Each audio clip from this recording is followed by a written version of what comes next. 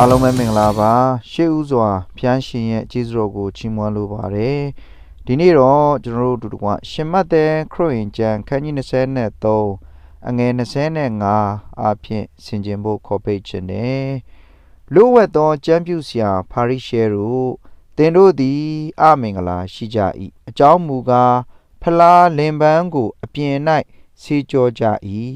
အတွင်း၌ကလူယူခြင်းမတရားသဖြင့်ကျင့်ခြင်းနှင့်ပြည့်လျက်ရှိ၏သခင်ယေရှုခရစ်တော်ဖျားတက်ရှိထင်ရှားရှိစဉ်အခါမှာသူအင်မတန်မှမကြိုက်တဲ့အလုပ်ကိုလုပ်တဲ့ဟန်ဆောင်ပြီးတော့မှဘာသာရေးကိုခုတုံးလုပ်ပြီးမိမိတို့အကျိုးစီးပွားကိုရှာကြံကြတဲ့ကျမ်းပြုဆရာဖာရိရှဲတွေကိုသခင်ယေရှုခရစ်တော်ဖျားကနှစ်ကာပြစ်တင်ပြောဆိုကြိမ်းမောင်းလေရှိပါတယ်ဆိုတော့သူခေတ်သူကာလကိုကြည့်တဲ့အခါမှာဖာရိရှဲကျမ်းပြုဆရာဆိုတဲ့ပုဂ္ဂိုလ်တွေကပညာတတ်လူမျိုးတွေဖြစ်ပါတယ်လူအများရဲ့ကြီးညိုလေးစားခြင်းကိုခံရတော်သူလူအများရဲ့အလေးပေးခြင်းကိုခံရတော်သူလူအများရဲ့လက်လာဘအားဖြင့်သူတို့တွေဟာကြွယ်ဝသောပုဂ္ဂိုလ်တွေလည်းဖြစ်ကြပါတယ်ဆိုတော့သူတို့ရဲ့ဘဝအသက်တာကိုကြည့်တဲ့အခါမှာလူအများရဲ့ရှေ့မှာဟိတ်ဟန်ထုတ်ပြီးတော့မှနေတယ်ပေါ်လွင်ထင်ရှားအောင်ပြုမှုတယ်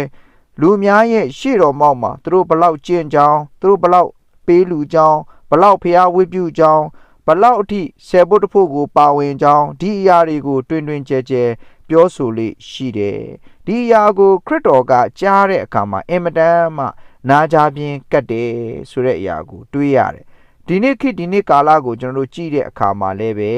ဘာသာရေးကိုခုတုံးလှုပ်တဲ့လူတော်တော်များများရဲ့ဘဝအသက်တာကိုကြည့်တဲ့အခါမှာအင်မတန်မှလူအများရဲ့ရှေ့မှောက်မှာဟိတ်ဟန်ထုတ်ပြီးတော့မှအသက်ရှင်နေထိုင်နေပေါ်လွင်ထင်ရှားအောင်နေတယ်ဘယ်လိုဘုရားရဲ့အမှုတော်မြတ်ထဲမှာပါဝင်ကြောင်းကိုအများရဲ့ရှေ့မှာဝါကြွားပြောဆိုလေရှိတယ်ဒီအရာတွေသာခရစ်တော်မြင်ရရင်ကျွန်တော်တို့ကိုဘာများပြောမလဲလို့စဉ်းစားမိတယ်ဆိုတော့ဒီနေ့ကျွန်တော်တို့အမှုတော်မြတ်ထဲမှာပါဝင်နေကြတဲ့အမှုတော်ဆောင်များရဲ့ဘဝအသက်တာမှာလည်းပဲခရစ်တော်မကြိုက်တဲ့အလုပ်ကိုမလုပ်မိဖို့ရန်အတွက်အင်မတန်မှအရေးကြီးပါတယ်တကယ်တော့ကျမ်းပြုဆရာဖာရိရှဲဆိုတဲ့အရာကလူတွေအားလုံးရဲ့ကြီးညိုလေးစားခြင်းကိုခံရတော်သူ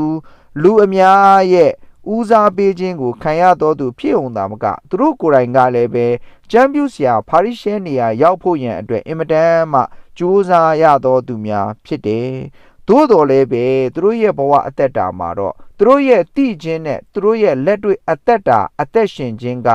များစွာကွာဟနေတယ်သူတို့သိတဲ့အတိုင်းသူတို့အသက်မရှင်တာကိုခရစ်တော်ကမကြိုက်ဘူးဒါကြောင့်ခရစ်တော်ကသူတို့ကိုပြစ်တင်ပြောဆိုချိန်မောင်းတယ်ဆိုရဲကျမ်းစကားလေးကိုတွေ့ရမှာဖြစ်တယ်ခရစ်တော်ကဘာပြောလဲဆိုရင်သင်တို့ကတဲ့လင်မန်းဖလားတွေကိုအပြင်မှာဆေးကြောတယ်တဲ့အတွင်း၌ကတော့လူယူခြင်းမတရားသဖြင့်ကျင့်ခြင်းပြည့်တယ်ပြောချင်တဲ့အရာကမင်းတို့ကအပြင်ကပန်းကတော့အင်မတန်မှကောင်းပါတယ်ဒါပေမဲ့အတွင်းထဲမှာကတော့တကယ်ကိုမတရားတဲ့နှလုံးသားတွေသူတို့ဘာရဲ့ပစ္စည်းကိုဘယ်လိုယူရမလဲဆိုတဲ့ကောက်ကျစ်ဆင်းလဲတဲ့နှလုံးသားတွေနဲ့အသက်ရှင်နေဒါကြောင့်မလို့မင်းတို့ဟာအမင်္ဂလာရှိတယ်ဆိုပြီးတော့မှသခင်ယေရှုခရစ်တော်ဖခင်ကသူတို့ကိုပြောပါတယ်ဒီနေ့ကျွန်တော်တို့ရောက်ချင်းစီတိုင်းရဲ့ဘဝအသက်တာမှာဆင်ခြင်ရမယ့်တစ်ချက်ကလည်းပဲကျွန်တော်တို့တွေဒီအပြင်ပန်းတရံကောင်းပြီးတော့မှအတွင်းထဲမှာတော့ခုနဖာရိရှဲကျမ်းပြုဆရာတွေကဲ့သို့မတရားသဖြင့်ကျင့်တဲ့အရာတွေပုတ်တိုးနေတဲ့အရာတွေလူယူတဲ့အရာတွေသူတို့ဘာကိုတကယ်ပဲမနာလိုမုန်းတီးတဲ့အရာတွေရှိနေတယ်ဆိုရင်တော့ဒီနေ့ကျွန်တော်တို့ကလည်းပဲယေရှုပြောတဲ့ခေတ်သစ်ကျမ်းပြုဆရာဖာရိရှဲတွေဖြစ်နေမှာဖြစ်တယ်ကျွန်တော်တို့သိသလောက်ကျွန်တော်တို့ရဲ့ဘဝအသက်တာမှာမလုတ်ဘူးကျွန်တော်တို့တတ်သလောက်ကျွန်တော်တို့နားလေသလောက်နှုတ်ကပတ်တော်အတိုင်းကျွန်တော်တို့အသက်ရှင်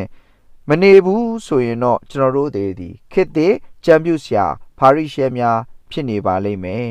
ဒါကြောင့်မလို့သင်ရဲ့ဘဝအသက်တာမှာသင်နှုတ်ကပတ်တော်ကိုအများကြီးသိတာထက်သင်သိသလောက်သင်လောကမှာအသက်ရှင်ခြင်းကသင်သိထားတဲ့နှုတ်ကပတ်တော်ကိုပို့ပြီးတော့မှအကျိုးရှိစေတာဖြစ်တယ်လို့ခရစ်တော်ကလည်းအဲ့ဒီအပေါ်မှာဝမ်းမြောက်နေမှာဖြစ်တယ်အများကြီးသိပြီးတော့မှတခုမှမလုပ်တာထက်စာရင် တခုလောက်တည်ပြီးတော့မှတခုလောက်လောက်တာကိုဖခင်ကပို့ပြီးတော့မှနှစ်သက်သဘောကျပါလိမ့်မယ်ဒါကကျွန်တော်ရဲ့ဘဝအသက်တာမှာဆင်ခြင်ရမယ့်အရာဖြစ်တယ်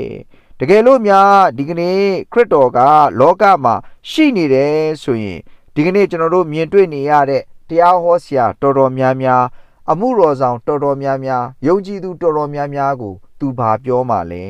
ဒါလေးကိုကျွန်တော်တို့ဆင်ခြင်ဖို့အရေးကြီးပါတယ်ဆိုတော့ဒီနေ့မှာတော့ကျွန်တော်တို့အယောင်ချင်းစီတိုင်းရဲ့ဘဝအသက်တာမှာခရစ်တော်သည်ဟန်ဆောင်တာကိုမကြိုက်ပါဘူးအပြင်ပန်းကောင်းတာကိုမကြိုက်ပါဘူးအပြင်ပန်းအကျင့်တာကောင်းတာထက်အတွင်းနှလုံးသားကိုပို့ပြီးတော့မှနှစ်သက်သဘောကျတဲ့ဖခင်ဖြစ်တယ်ဓမ္မဟောင်းမှာလည်းပဲဖခင်သည်နှလုံးသားကိုကြည့်တဲ့ဖခင်ဖြစ်တယ်လို့ဓမ္မသစ်မှာလည်းပဲဖခင်ကနှလုံးသားကိုကြည့်တဲ့ဖခင်ဖြစ်ပါတယ်ဒါကြောင့်တင်းရဲ့နှလုံးသားသည်ဖခင်သခင်ရဲ့ရှေ့တော်မှောက်မှာမှန်ကန်ခြင်းရှိမရှိဆိုတာကတိတ်ကိုအရေးကြီးလာတယ်သူတို့ဘာကိုကောင်းတဲ့ပုံစံမျိုးနဲ့ပြောဆိုဆက်ဆံယုံလောက်နဲ့တော့ဖခင်သခင်ကတင်းရဲ့နှလုံးသားကောင်းချောင်းကိုအတိအမှတ်ပြုမှာမဟုတ်ဘူးအပြင်ပန်းဘလောက်ကောင်းကောင်းအတွင်းထဲမှာတော့မနာလိုမုန်းတီးခြင်းတွေမတရားသဖြင့်လူယူခြင်းတွေစင်းလဲခြင်းတွေဖျားမကြိုက်တဲ့အရာတွေရှိနေမယ်ဆိုရင်တော့ဖျားကအဲ့ဒီအပေါ်မှာတင့်ကိုအမင်္ဂလာရှိတယ်ဆိုပြီးတော့မှတတ်မှတ်မှာဖြစ်ပါတယ်ဒါကြောင့်ဒီနေ့ကျွန်တော်တို့အယောင်ချင်းစီတိုင်းရဲ့ဘဝအသက်တာထဲမှာ